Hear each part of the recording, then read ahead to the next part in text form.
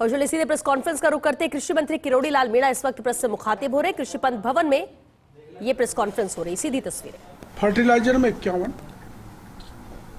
Seeds में 5 और licence निरस्त किए हैं हमने 22 निरस्त कर दिया, टर्मिनेट कर दिए और 41 को सस्पेंड कर दिया। और जो खाद जब्त किया है ये हमने वो किया है 95,000 मेट्रिक टन, 9,500 मेट्रिक टन ये हमने खाद जब्त किया है। एक बहुत बड़ी पेस्टिसाइड की फर्म है एंडोफिल, उसको भी हमने जयपुर वीकेआई में सील किया था, उसका भी लाइसेंस हमने सस्पेंड किया है। और एक आपको ये जानकारी है कि बायोफ्यूल की एक पॉलिसी भारत सरकार 2019 में लाई थी, जिसमें नॉन एडिबल सीड्स हैं, जिसे जट्रोफा है, करंज है, उससे ऑयल निकालने का प्रोजेक्ट भारत सरकार लाई थी। वो भी हमारे आरडी के पास है। उसमें 12 बड़े प्रोजेक्ट राजस्थान में लगे थे। वो बायोडीजल नहीं बना रहे थे, बल्कि वो फर्जी नकली डीजल बना रहे थे। ये शिकायत हमको मिली थी, तो मैंने अपने सिरोही में जाके, जो अपना राजस्थान गुजरात के बॉर्डर पर जाके प्लांट पकड़ा था, जो कि बहुत बड़ी कैपेसिटी थी, करीबन 360 करोड़ का टर्नओवर उसका था, और 80 करोड़ राजस्थान सरकार के वैट की चोरी कर रहा था। उसके खिलाफ अपने मुकदमा दर्ज कराया, क्योंकि वो फर्जी था, नकली था। उसके नाम पर जितना भी जहाँ वो वितरित हो रहा है, 4 पेट्रोल पंप सील किए थे, उसके कारण सारी गाड़ी के इंजन बैठ रहे हैं, पर्यावरण बिगड़ रहा है। तो उसके खिलाफ भी हमने एक FIR बायोडीजल बायोफ्यूल में दर्ज कराई थी। वो जो रॉ मटेरियल होता है वरना यूज करके हाइड्रोकार्बन यूज कर रहा था, और उससे जो हमारी ये कंपनीज थी, oil companies, Indian oil company अपना वो HPCL BPCL भी डीजल ले रही थी। तो जो मुकदमा दर्ज हुआ है उसमें हमने IOC BPCL HPCL को भी नामजद किया है।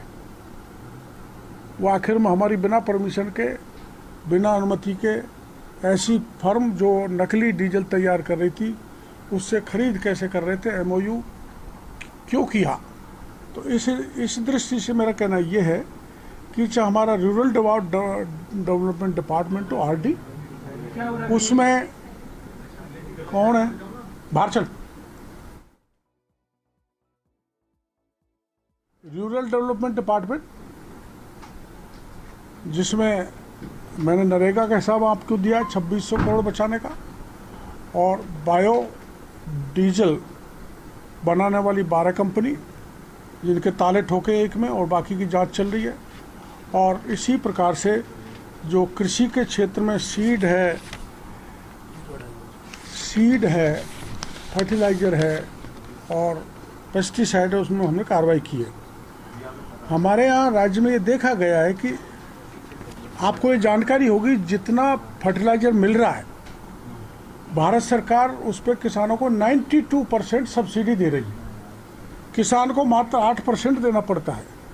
उस 92% सब्सिडी का कारण हमारे यहाँ जो अनुदानित यूरिया है वो डाइवर्ट हो रहा है औद्योगिक इकाइयों जैसे प्लाईवुड, डेफ, रेजिन्स पेंट्स, पशु आहार, क्रॉकरी, इसमें हो रहा है।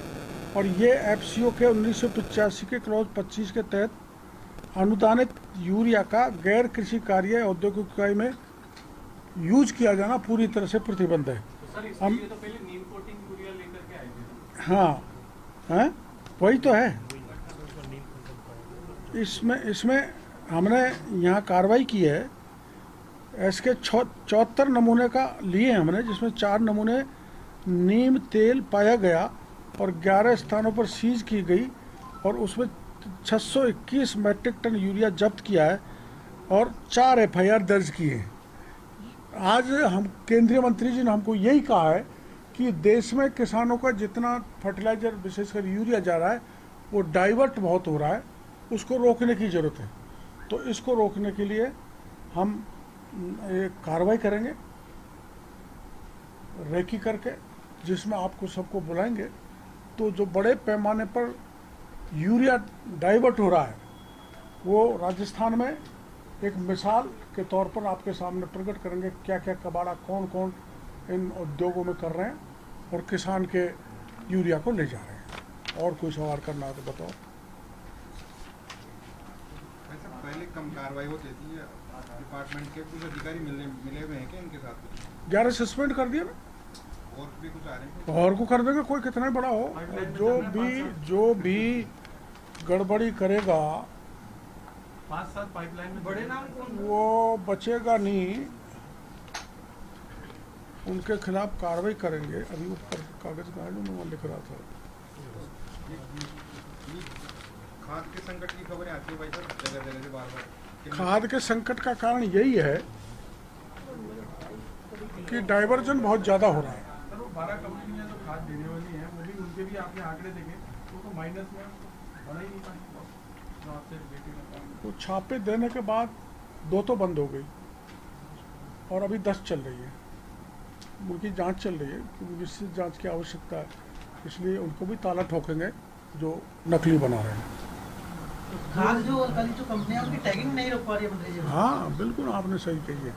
केंद्रीय मंत्री जी ने अभी आज हमको कहा है, सभी राज्य के मंत्रियों को, कि टैगिंग इलीगल है, टैगिंग नहीं होनी चाहिए, ये रोकना राज्यों की जिम्मेदारी है, उसमें हम लगे हुए हैं।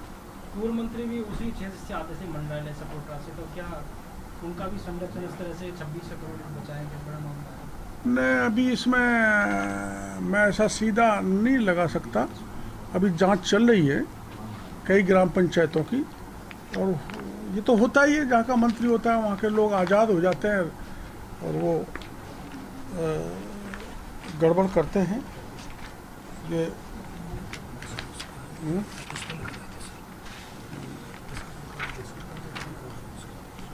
अभी कॉन्फ्रेंस की जानकारी दूं क्या आप लोगों को?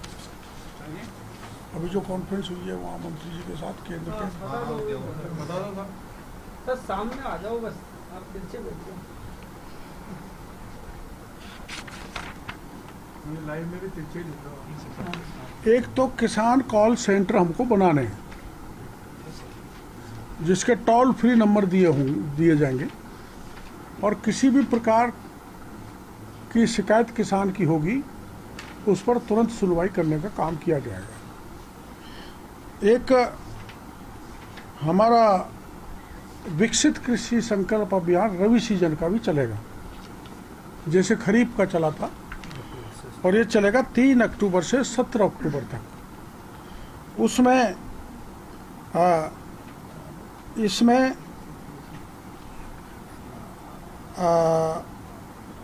इसमें